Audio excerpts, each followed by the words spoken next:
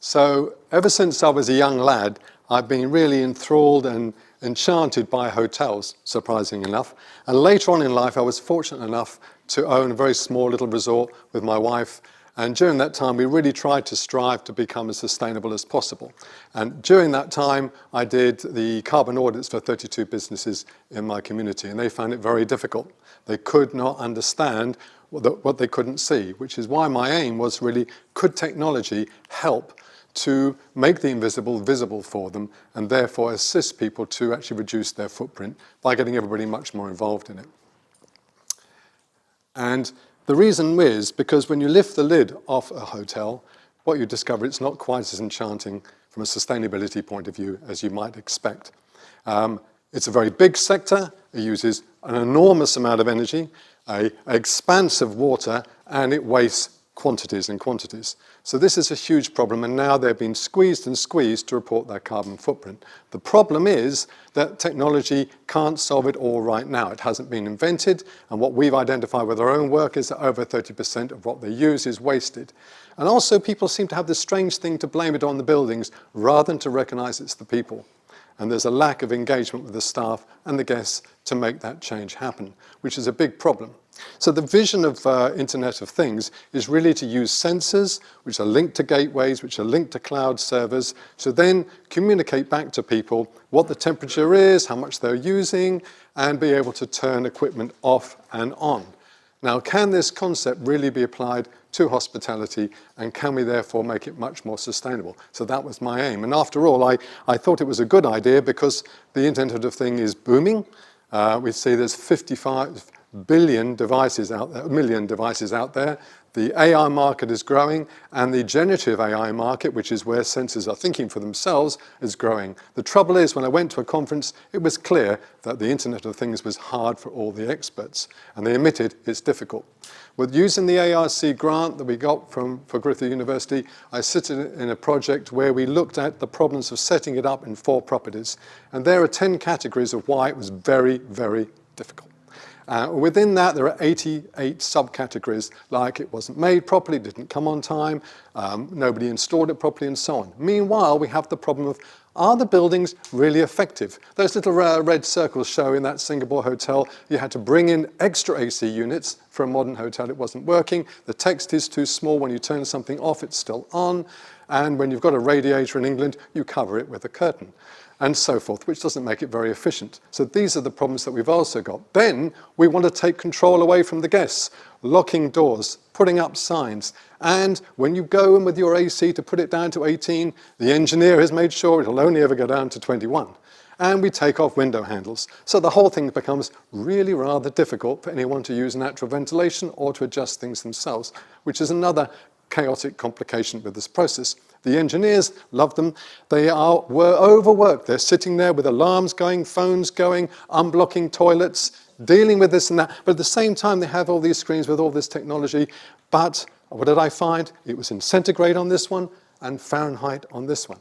They haven't even got time to analyze what they've got. It's too difficult because of all the pressures. This is some data that I will show you from what my research has shown. The red meaning the most use, the green meaning the minimum use, and the black is the average. And of course, we always go by averages, but you can see huge differences between guests, the staff, and the rooms after the staff have been in there.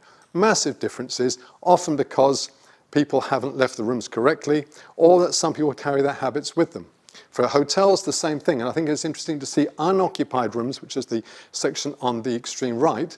When they're left waiting for the guest, there's a huge amount of energy being used. And some of the housekeeping will use a huge amount of hot water, which is a big footprint, compared to others who have used quite a small. So there's no consistency in this crazy system. So what we want is social technology where we use the Internet of Things to empower the staff, to give them the skills and involve the guests so they can play a game of conserving. Because after all, when you pay your money, you have unrestricted use to everything. Well, not everything, but almost everything. And what we've got to do is start to get everybody to play the game to reduce. So the intervention that I developed was My Green Butler, which is a web app which uses linkage from the sensors to report back what's going on, and lots of other things as well.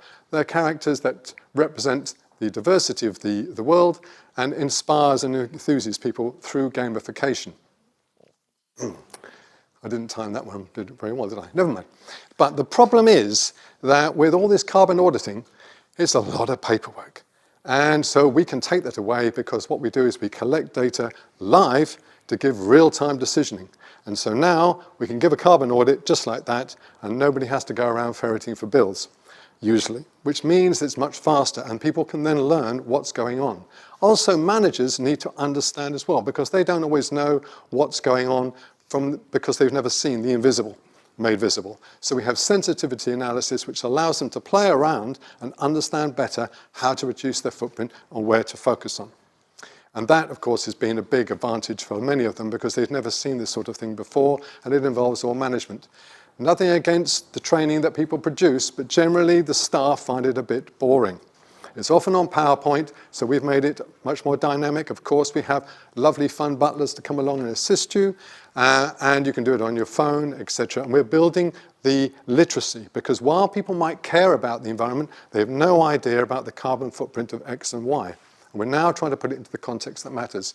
We give them duties that are broken down into carbon, thermal comfort, and general, so that then they do those tasks. So we're synchronizing people, trying to remove the idiosyncratic behaviors.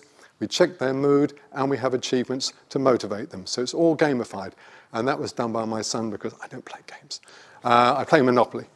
But then we obviously provide that information back to the guests so that they can see the trends of the hotel, they can play their part, they can operate the radiators, they can operate ACs, and when they leave, if they so wish, they can have their environmental statement when they depart, which obviously is quite a unique thing.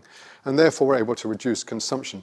The overall conclusions are that when we do this with a passionate team, we can make savings of 35%. I'll say that again, 35% with pretty much zero cost except passionate people. If no one's really interested, not much savings.